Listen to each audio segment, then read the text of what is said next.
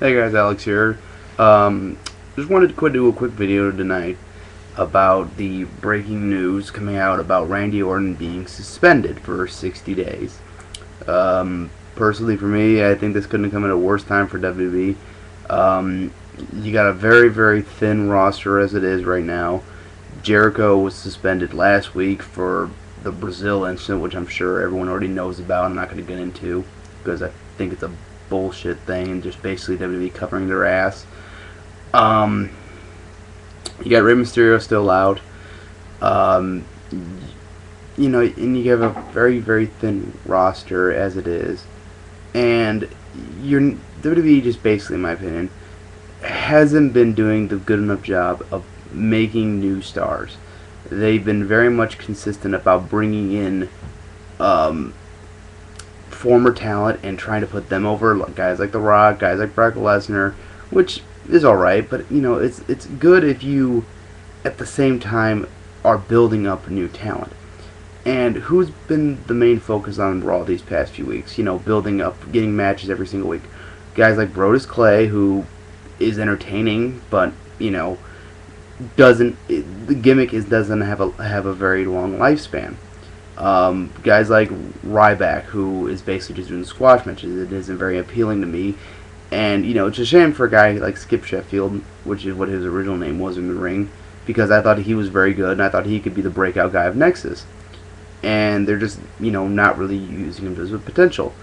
Tensai, Lord Tensai, now Tensei, who has basically flopped, I think, because they focus too much on making him this character.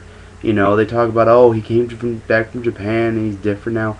How about instead of talking about him as if you don't know who the fuck he is, just say, hey, this is A-Train, Prince Albert from WWE. He went to Japan, he became better, he's back here to dominate.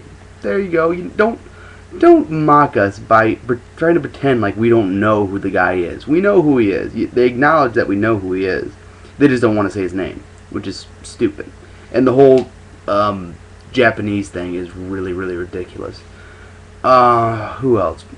But the point of the matter is that you have all these guys, and none of them just scream top talent. None of them look like a guy who's going to be anyone in a few years. Meanwhile, you have guys like Dean Ambrose waiting in the wings, Seth Rollins, Cassius Ohno, Antonio Cesaro, who's now on TV, but and he is getting pretty nicely done. Guys, you're burying like Ziggler, who is a main event talent I've ever seen one. The guy deserves a chance to be a main event star, to be a legitimate main event star, not just a flavor of the month, and given a real push. Guys like Christian, guys like Cody Rhodes, who they're actually using pretty decent right now. They're in a little bit of a feud between him and Christian, Cody Rhodes and Christian, which is good.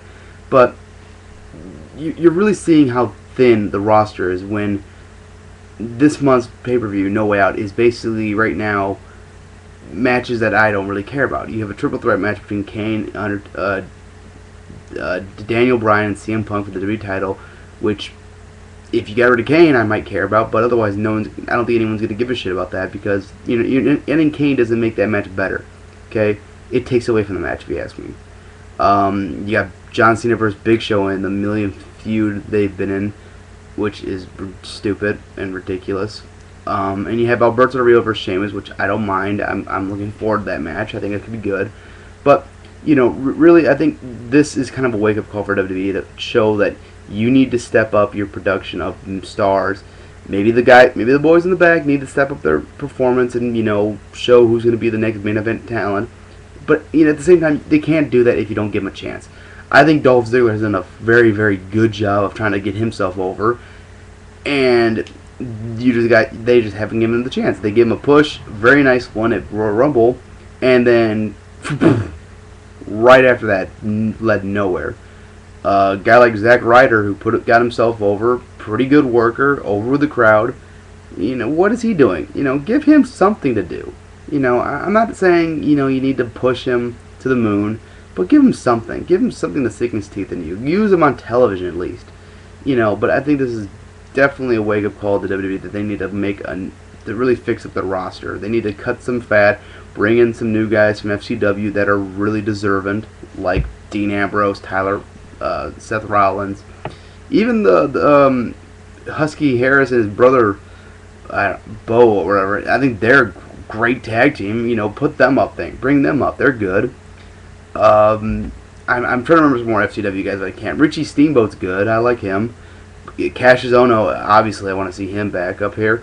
But you know, really, WWE, this is a wake-up call. You need to step it up, okay? Because guys like Randy Orton, Chris Jericho, Rey Mysterio, they're not going to be around forever, and you know, you're seeing what's going to happen now without your top guy, your quote-unquote top guys. You need to build some new ones. That's it for me. Tell me what you guys think. Do you think that WWE needs? What do you think? How do you think WWE can improve itself? You know, do you think that this Randy Orton thing is going to cause a problem, or do you think they'll manage, or what? Do you think that somebody's going to suffer right now? All right, take care. Bye.